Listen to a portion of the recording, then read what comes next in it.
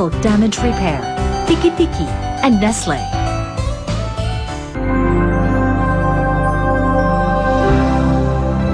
Gusto sana kitang makausap ng personal eh. Makakatanggi ba naman ako sa isang katulad mo, Rachel? Kailan ho makakalaya si Levi? Kaya mo ba akong aliwin? Pwede ka bang sumayaw? Anak, ano nangyari? Nagpasan ko na po yung unang hakbang na. Kailangan ko na lang paghandaan yung susunod. Eh, di ba sinabi ko sa'yo, huwag kang magpapakita dito sa bahay namin? Sandali lang to. Nabibigyan lang si Mayor sa'yo. Nagustuhan yata yung ginawa mo kagabi kaya eto may regalo ka sa kanya. Bukod pa daw yung hinihingi mo sa kanya. Ano yan? Hindi yan ito. Buksan mo ang TV mo. Panuorin mo ang pangalawang regalo ni Mayor sa'yo. Nagpapasalamat ako sa inyo at binigyan niyo ako ng pagkakataong makapagsimula ulit.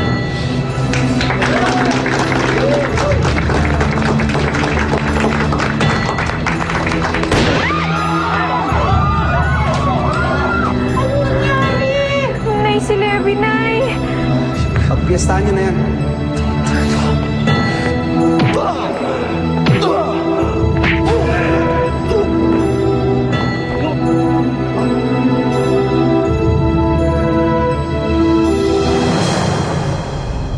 Attorney, mukhang di umuusad ang survey ratings natin kay Guatlo.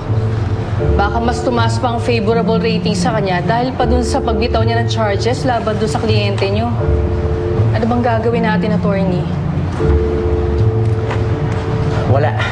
Wala tayong gagawin dahil publicity stunt lang yun, mundo yun. Natutuwa ang mga tao sa ginawa niya. Tsaka buti, nakalaya na si Levi. Mag-concentrate lang tayo sa plano ng aking kampanya, okay? Sige po, attorney. Mauna na po ako sa inyo. Boys, tapos na ba kayo dyan? Tara na.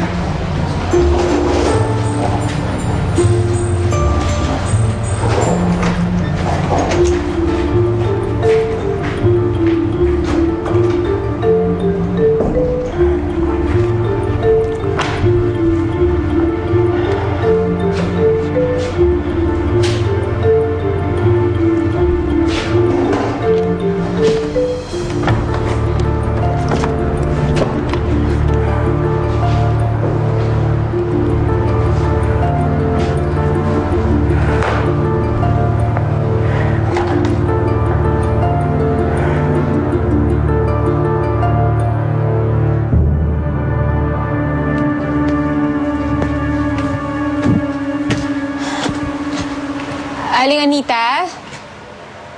Aling Isang? Tao po. Oh, Rachel, napadaan ka. Si Levi ho, nandyan ho ba? Hindi ba nasa kulungan si Levi? Kalaya na ho siya eh. Kaya lang ho, nagagulo sa kulungan. Namaril ho yung isang preso doon. Tinatawagan ko po yung cellphone niya, hindi ko po makontak eh. Pagkatapos nagpunta ako doon sa presinto, ang sabi naman ng polis, pagkatapos ho ng gulo, hindi na sila nakita. Saan nagpunta si Levi? Hindi kaya may nangyari na sa kanya? Hindi kaya nabaril na siya doon? Oo naman ho, sana.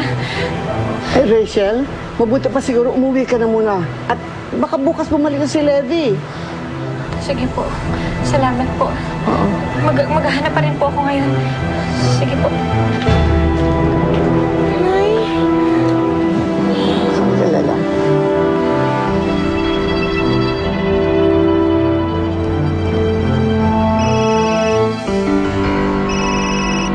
Dad? Napatawag po kayo. Kamusta na ang magiging susunod na governor ng San Felipe? Ikaw naman kumakandidato pa lang ako. Okay lang naman, pero malakas pa rin ang chewing mo si Edmundo. Ay, nako, ano ba kayo, Dad? Wala pang elections, parang gusto niya na matalo. Come on, think positive! I know, anak. Siya nga pala, kailan ka pa pupunta rito? I was hoping sa July ka na mo eh. Actually, Dad, mas mapapaaga po ang uwi ko dyan sa San Felipe. Way earlier than July. So, I hope you don't mind, pero pwede ko naman po kayo tulungan dyan sa campaign ninyo. Huwag na masyado magulo. Magulo ito sa Pilipinas, alam mo naman. Tsaka, mainit dito. Sobrang init. Baka hindi ka nasanay. Dad, I can manage. Ano ba? Basta ako, gusto ko makatulong sa inyo. Ikaw ang bahala, anak.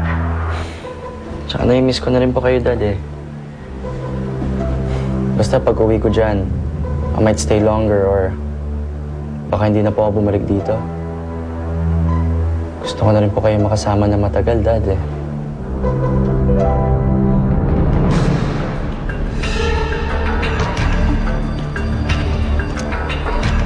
Oh, bahin ka! Eh, paano makakain to? Tulog na to. Gisingin mo.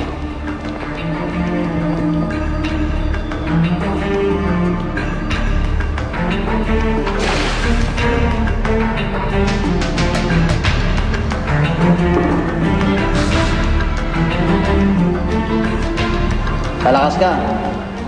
Round 2 pa lang yun. Hanggang round 12 tayo.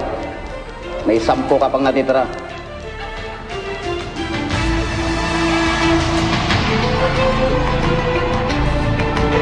Oh, bakit niyo pinaliguan?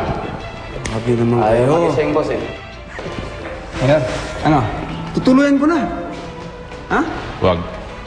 Paglaro-laruan niyo muna. At iniisip ko pa kung paano natin gagamitin to eh. Tayo niyo nga, tayo niyo.